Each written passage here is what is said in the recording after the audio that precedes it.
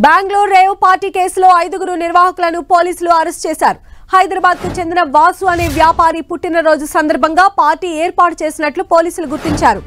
Sunset to sunrise victor పేరుతో party ఏర్పాటు చేశారు. పార్టీకి 150 మంది హాజరైనట్లు పోలీసులు తెలిపారు. ఈ రేవ్ పార్టీలో పలువురు డ్రగ్స్ పెళ్లర్లు పాల్గొన్నారు. ఇదే పార్టీలో డ్రగ్స్ పెళ్లర్లు డ్రగ్స్ విక్రయించినట్లు పోలీసులు తెలిపారు. ఈ పార్టీకి తెలుగు రాష్ట్రాల ప్రముఖులు హాజరయ్యారు. రాజకీయ నేతలు, క్రికెట్ బుకీలు పార్టీలో పాల్గొన్నారు.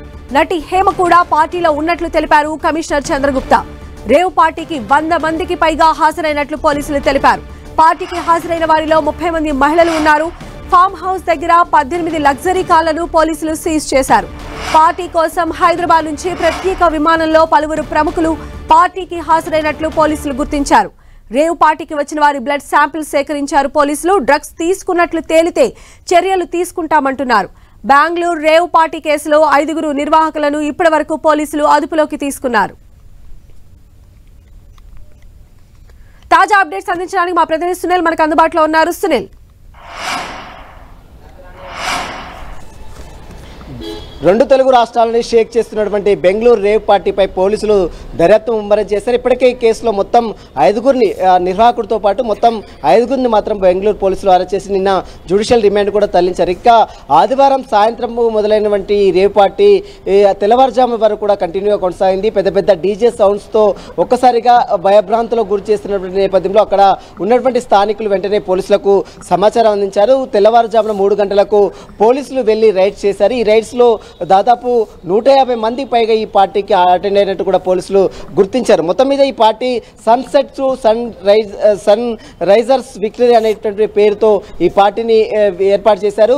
2 తెలుగు రాష్ట్రాలకు చెందినటువంటి సినీ రాజకీయ ప్రముఖులతో పాటు బిజినెస్ వ్యాపారవేత్తలు, మరోవైపు కొంతమంది క్రికెట్ బుకీలు సైతం ఈ పార్టీకి అటెండ్ అయినట్టు కూడా తెలుస్తుంది. ఈ పార్టీలో కొంతమంది డ్రగ్స్ పెడ్లర్స్ సైతము పార్టీకి అటెండ్ అయ్యి డ్రగ్స్ ను కూడా సప్లై చేసినట్లు కూడా పోలీసులు గుర్తించారు. ఇప్పటికే 18 గ్రాముల MDMA తో పాటు కొత్త కొకైన్ కూడా పోలీసులు సీజ్ చేశారు. మరోవైపు 150 మందికి పైగా ఇందులో పార్టీకి హాజరైతే అందులో 30 మంది మహిళలే ఉన్నారు. అందులో 25 మంది యువతులు ఉన్నారు. అందులో వారందరూ కూడా ఇతర 2 తెలుగు రాష్ట్రాలకు చెందినటువంటి పలువురు సినీ సెలబ్రిటీలతో పాటు మరోవైపు రాజకీయ ప్రముఖులకు సంబంధించిన బంధువులుగా పోలీసులు గుర్తించారు. ప్రస్తుతం దీనికి సంబంధించి పోలీసులు మాత్రం అన్ని కోణాల్లో దర్యాప్తు కొనసాగిస్తున్నారు. ఇందులో ప్రధానంగా వాసుతో పాటు అరుణ్, అదేవిధంగా సిద్దికి, రణధీర్, రాజ్బాబు ఈ 5 మాత్రం పోలీసులు అదుపులో తీసుకుందండి. వాసు అనేటువంటి హైదరాబాద్ చెందినటువంటి వ్యాపారవేత్త. ఇతని పుట్టినరోజు వేడుక సందర్భంగా అక్కడ బెంగళూరులో ఈ యొక్క ఈవెంట్ ని కండక్ట్ చేశారు.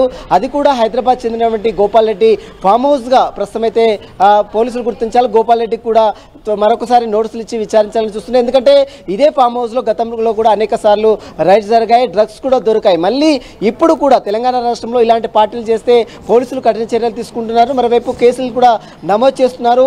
డ్రగ్స్ మీద ఇప్పటికే తెలంగాణ రాష్ట్ర ప్రభుత్వము ఉక్కుపాదం మోపుతున్న నేపథ్యంలో ఇప్పుడు ఆ పార్టీ మొత్తం కూడా అటు బెంగళూరుకి షిఫ్ట్ చేశారు. బెంగళూరులో ఒక ఫామ్ హౌస్ తీసుకువెళ్ళి అక్కడ ఈవెంట్ కండక్ట్ చేసేటువంటి ప్రయత్నం చేశారు. అందులో పెద్ద ఎత్తున డ్రగ్స్ పెడ్లర్తో పాటు అదేవిధంగా 2 తెలుగు రాష్ట్రాలకు చెందినటువంటి రాజకీయ ప్రముఖులు, సినీ ప్రముఖులు, వ్యాపారవేత్తలు, మరోవైపు క్రికెట్ బుకీలు, పలువురు సంబంధించిన ఇంజనీర్లు సైతం ఈ పార్టీకి అటెండ్ అయినట్లు కూడా తెలుస్తుంది. వారందరూ కూడా పోలీసులు గుర్తించారు. కొంతమందిని మాత్రం అంటే కేవలం ఆర్గనైజర్స్ తో పాటు ఈవెంట్ కండక్ట్ చేసినటువంటి వారిని మాత్రం 5 మాత్రం పోలీసులు అదుపులో తీసుకుని నిన్న జ్యుడిషియల్ రిమాండ్ తరలించారు. మిగిలినటువంటి అనుమతులందరి దగ్గర నుంచి బ్లడ్ శాంపుల్స్ తీసుకున్నారు. వారి దగ్గర నుంచి రక్త నమూనాలు తీసుకున్నారు.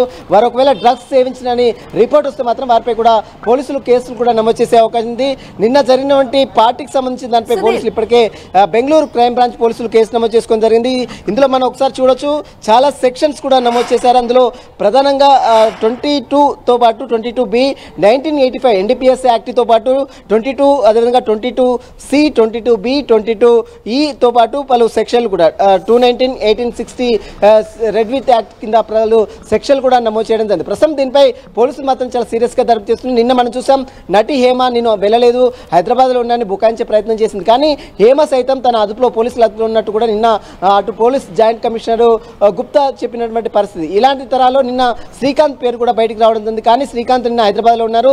తనతో కూడినటువంటి తన పోలికతో కూడినటువంటి వ్యక్తి ఆ పార్టీలో కనిపించడంతోనే శ్రీకాంత్ కూడా ఈ పార్టీలో ఉన్నట్లు పెద్ద ఎత్తున ఆరోపణలు కూడా వినపడ్డాయి. దానిని ఖండించినటువంటి దృశ్యాలు కూడా మనం చూస్తాం. మొత్తం మీద ఈ పార్టీకి సంబంధించిన దానిపై కూడా పోలీసులు అన్ని కోణాల్లో దర్యాప్తు కొనసాగిస్తున్నారు. సునీల్, అయితే మొత్తం ఈ పార్టీలో పార్టిసిపేట్ చేసిన వాళ్ళందరూ కూడా తెలుగు రాష్ట్రాలకు సంబంధించిన విఐపీలు వివిఐపీలు గానీ భావిస్తున్నారా? ఇంకా వేరే స్టేట్ అంటే కర్ణాటక స్టేట్ కి సంబంధించిన వాళ్ళు ఎవరైనా ఉన్నారు?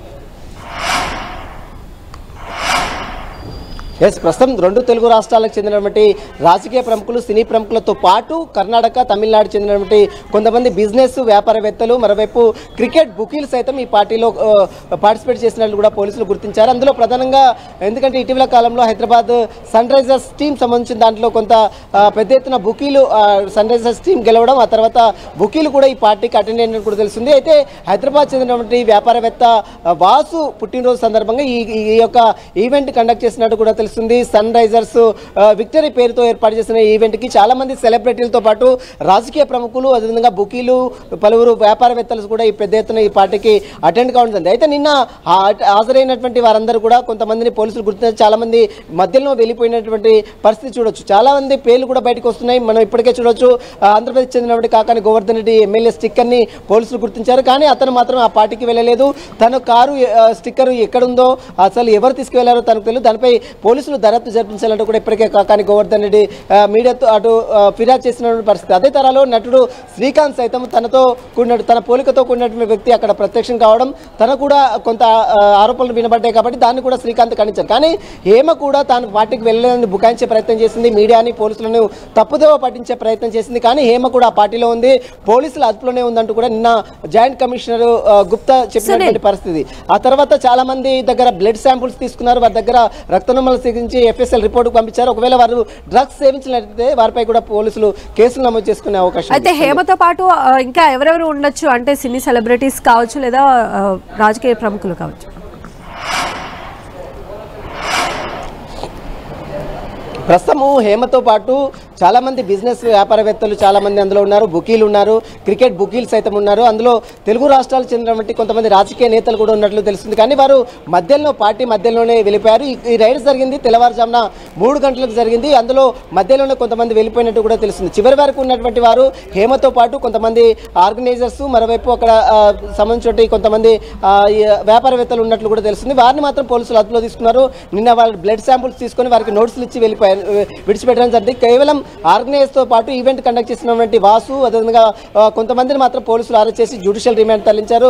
ఇక మరోవైపు వీరు ఎవరైతే బ్లడ్ శాంపుల్స్ ఇచ్చారో వారి దగ్గర నుంచి రిపోర్ట్ వచ్చిన తర్వాత, FSL రిపోర్ట్ వచ్చిన తర్వాత ఒకవేళ వారు డ్రగ్స్ సేవించినట్లయితే వారిపై కూడా పోలీసులు చర్యలు తీసుకునే అవకాశం ఉంది. ఇకైతే MDMA డ్రగ్స్ దాదాపు 18 గ్రాముల కొకైన్ తో పాటు MDMA డ్రగ్స్ ని పోలీసులు గుర్తించారు. కాబట్టి ఆ డ్రగ్స్ ఎక్కడి నుంచి కొనుగోలు చేశారు, వీరికి ఎవరెవరు సప్లై చేశారు, ఎవరెవరు తీసుకున్నారు, వీటన్నిటిపై మాత్రం పోలీసులు చాలా సీరియస్ గానే దర్యాప్తు కొనసాగిస్తున్నారు.